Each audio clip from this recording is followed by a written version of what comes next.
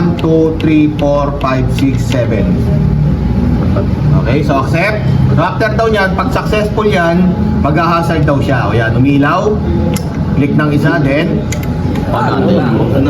okay.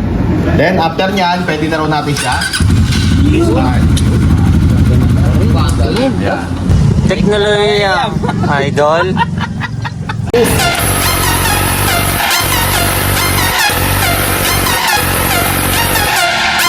Ano lang, patanggal lang ako nung dalawang plastic parts dito. Ano lang ipapagnasin natin. Kasi nandiyan lang yun. Ano lang sir, mga push pin. Ito, yung apat na push pin. Tapos meron siyang screw dito. At push pin din dito sa connection. Sige, tapos may push pin sa pinakailalim sa cowling pa rin. Okay, so paano no? Pasuyo. Kapag tatanggal lang naman ito, so tanggalin lang natin yung push pin. Dalawa. Okay, so dalawang push pin. May isang push pin pa rito sir. Tanggal na? Tanggal na po. Okay. So then, screw sa ilalim, then may push pin sa pinaka-cowling sa ilalim. Okay? Ito si... O yan, yun nandito to. Meron pa isa rito. Okay na? Sige. Okay, so after nyan, pagtatanggalan naman, Ha? Hindi, kasama na yata itong block na to. okay, so pagtatanggalan naman, angat nyo muna rito. Okay, so galing sa center leg shield, angat nyo dyan din. Pasuyo, no? Meron siyang dalawang lock dito, tsaka dito sa gitna. Okay, so yan. Then, after nyan, pahugot na lang dito sa gilid. Yan, okay. So, madali. Yung unang-una, yung keyless system natin nandito. Immobilizer system, nandito sa gilid. Then, ang isa importante dyan, nandito na yung pinaka ABS natin. Okay? Okay? Tapos dito sa cylinder head, ano yung napansin nyo rito cylinder head, sir? Ano to? May umbok. Ano yung umbok na yan? Ano yung may umbok na yan? Sa ibabaw ng cylinder head? Breather? Ha? Ano yan? Parang air induction ba? O yun, air induction. So ito yung tinatawag natin second air or air induction natin or pair system. Okay, so para saan ba yan? Yung pair system natin? Para sa exhaust natin na nag-i-inject ng fresh air. Naalala nyo yung sa Raider 150 na carb? Yes. Na pag pumuputok, ano ginagawa nyo? Yun, tinatakpan na. Next, kung mapapansin nyo, yung reserve natin, previously nasa taas, ngayon nasa baba na. Okay, so baka bigla may maghanap ng coolant. Okay, so nandun na yung pinaka-reserve natin sa coolant, nasa baba na rin. Push to open. Okay, so sabi pag isang push, then bukas na. Okay. Then, sabi nga rin, dito sa isang unit natin, sa Raider 150, meron din daw siyang dalawang remote na meron kasamang extra susi. O yan. So may mga nagtatanong kanina, sir, paano nga pala binubuksan yung upuan sa likod? Okay, so either na ito ang gamitin natin, meron pa rin naman siya susian dito. Okay? So meron pa rin dito, may susian pa rin sa upuan. Or, pwede naman yan, ito ang gamitin natin. Okay? Okay. Tapat sa puti. O yan, tatapatan sa puti. Okay. So dito muna tayo sa operation ng susi, sa operation ng keyless entry natin. Okay, so sabi, ang operation lang naman natin dito para malaman natin kung naka-on or hindi. So isang click natin. Pag nag-answer back, meaning naka-on. Okay, so ang on and off lang naman ng remote, hold. Okay, so pagka nag-steady light siya na medyo matagal, ibig sabihin naka-off yung remote natin. Pero kung i-on natin, pindot, hold ulit. Pag nag-blink ng isa, meaning naka-on na yung remote natin. Okay, so ganyan lang ang normal operation natin. Then maliban dyan, sir, paano nga pala pagdating naman sa panel? Okay, so ang gagawin lang, push ng isang beses. Pag umilaw yung pinaka-light ring, punta sa saan daw? Sa circle na? O yun, yung circle na hollow circle na tinatawag natin or yung walang kulay. Okay, so push, then on. Start. O yun.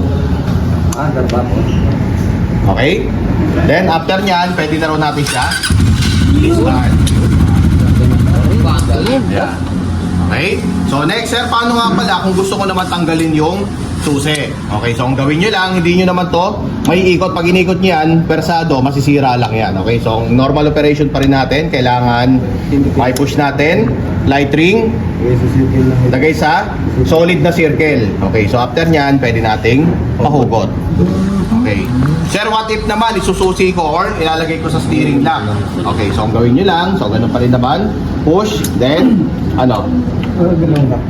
push na isa, push, then yan, lock. Tapos tatanggalin sir yung susi na nakalagay. Gagana siya. Ayos. Okay tayo? Okay, so next. Okay na tayo sa susi. Okay na tayo. So next, ang titignan naman natin dito. Sir, ang tanong naman ngayon kung magkakaroon ako ng check engine. Ayan. Ayun, check engine. Ayan, okay. So yung pinakaano nga pala natin, yung pinakasakit ng pag-checkan natin is nandito sa likod. Okay, sir, ang tanong ngayon, bakit naging dalawa? Naalala nyo to? Okay, so ito yung sa DMS switch natin na type 1 o yung puti, tama? So dati, pag meron kayong check engine, ito lang yung sinasaksakan natin na DMS switch, tama? Okay, so ngayon, hindi na to connected sa check engine ng ECU. Okay, so ito connected to sa ABS. ABS. For example, sir, tuwing kailan ba natin nakikita na meron tayong fault sa ABS? For example, sabihin natin, sir, naka-wheelspin na ako na between 5 km up to 10 km per hour. Pero ang ABS ko is nakailaw. Ano ba normal operation ng ABS? Kapag umikot daw ang gulong na between 5 to 10 km per hour, dapat wala. Pero pag nakailaw pa rin yan, meaning, ABS sensor malfunction. Okay? Sir, nagkaroon ako ng ABS sensor malfunction, ano pwede kong gawin? So, pwede yan. Yung dating pinangja-jumper nyo, pwede nyo siyang ikabit dito. Okay? So, ito yung pang ABS natin. O yan, okay? So, yung pang on natin. O, jumper nyo pa lang, jumper nyo pa rin naman dito. Okay, so, sir, ano naman tong isang kulay pula? Itong isang kulay pula is, ito naman din yung pang check engine natin. Okay, check engine o yung SDS natin, dito yan. Ito na mas pinadali ng hugutin. Yun. Okay? Sir, what if naman ulit, wala akong SDS, katulad nga nung in-explain nyo kanina, ano pwede ko yung jumper? So, pwede naman, yung number 1 tsaka number 3 natin. Okay, so for example, kung ito yung kamay ko, pag tumawag kayo sa amin, sir, ano nga pala yung jumper natin? Pag nakatingin tayo sa socket, tatandaan nyo, ang usapan natin parati, yung lock is nasa ibabaw.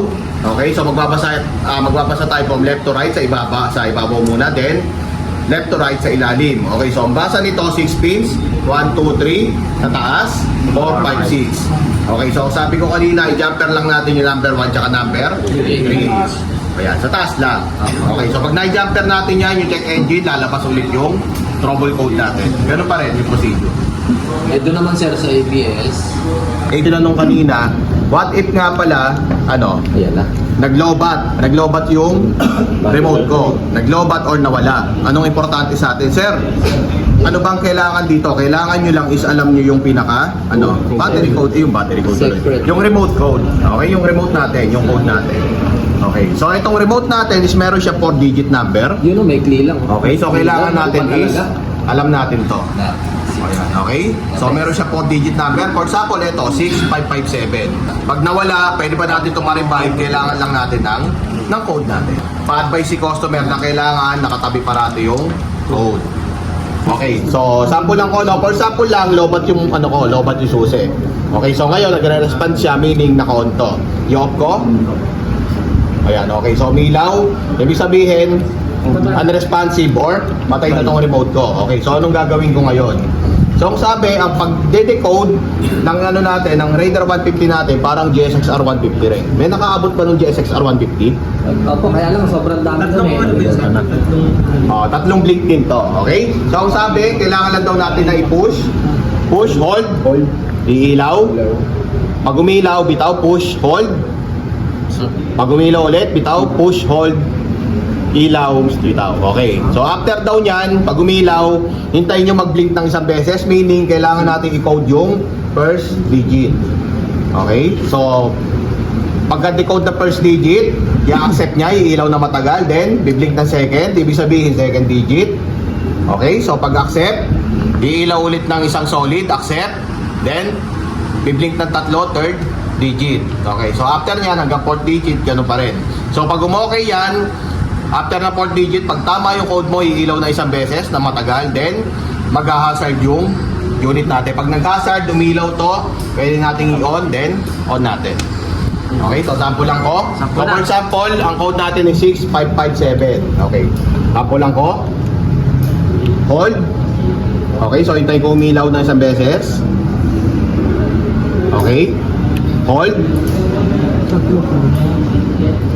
Okay, pag umilaw, bitaw. Okay, hold. Pag umilaw, bitaw. Okay, so umilaw, bitawan ko. So pagka ilaw, ang kailangan daw niya, umilaw daw siya ng isang beses, meaning first digit. Okay. 1, 2, 3, 4, 5, 6. Okay, so accept.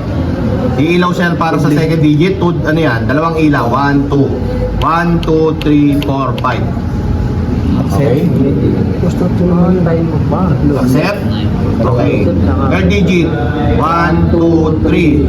1, 2, 3, 4, 5. Okay, so 50, ano to, number 5 daw ulit, okay? So accept. Fourth digit. 1, 2, 3, 4. 2, 3, 4. 1, 2, 3, 4, 5, 6, 7. Okay, so accept. So after daw niyan, pag successful yan, mag-hazard daw siya. O yan, umilaw. Click ng isa, then okay? Then after niyan, pwede na raw natin siya i-start. Yeah.